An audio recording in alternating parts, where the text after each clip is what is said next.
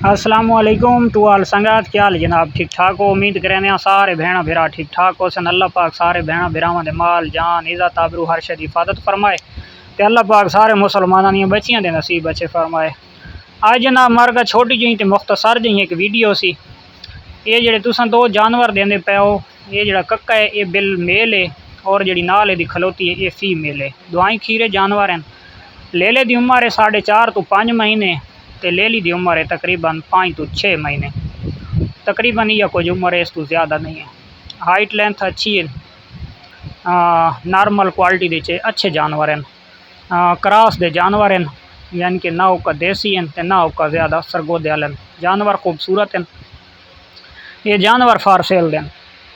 उस तो बाद सब तो पहला जो मैसेज है सादा रिकॉर्ड कराने का, तो वो ये है कि जेड़े बिरा साडे ऑनलाइन बिजनेस करेंदे पैन, ऑनलाइन जानवर सेल करेंदे, उन्होंने वास्ते ये मैसेज है कि जेड़ा जानवर सेल करेंदे हो तो कोशिश की करो कि उस जानवर दियाँ जेड़ियाँ खूबियाँ होवें वो भी बयान करो, और जी जानवर दे खामी होवे, छोटी होवे मोटी होवे, तो वो लाजमी बयान की करो, अगले दसा करो। सिर्फ खूबियाँ बयान करके जानवर बंदा सेल करेंदा चा तो सेल करके ते अगले बंदे का एक तो तुहाडे कोल जिहड़े जानवर परले बंदे को लगा वैसी, एक तो पहले नंबर ते ओदा इतमाद भी घट वैसी, और दूजे नंबर दे उत्ते तुहाडे रिज़्क दे विच भी वो बरकत दी चस नहीं रावणी जिहड़ी असल आवणी आई।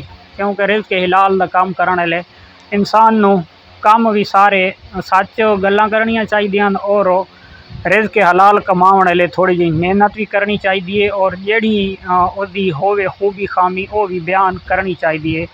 क्योंकि जिले काम एक नंबर तो गल्लां भी एक नंबर करनियां चाहिए। तो ये आई अज दा जनाब सादा छोटा जिहा मैसेज।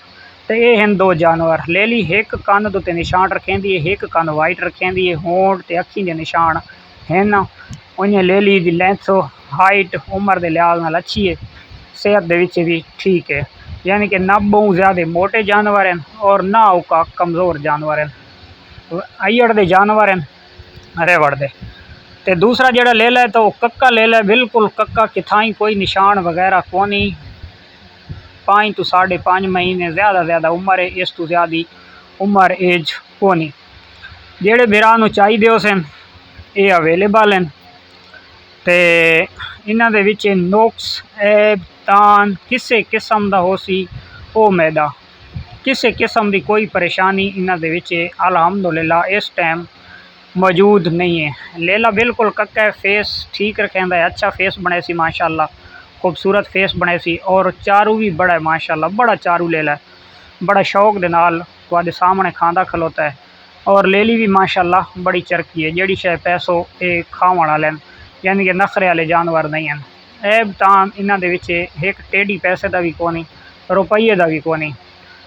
हर पासों पैर तो चा के अख नक कान मुँह हर शय माशाल्लाह खूबसूरत सोहने और बेऐब, किसी किस्म का कोई ऐब तान इन्हां दे विच अल्हम्दुलिल्लाह कोनी।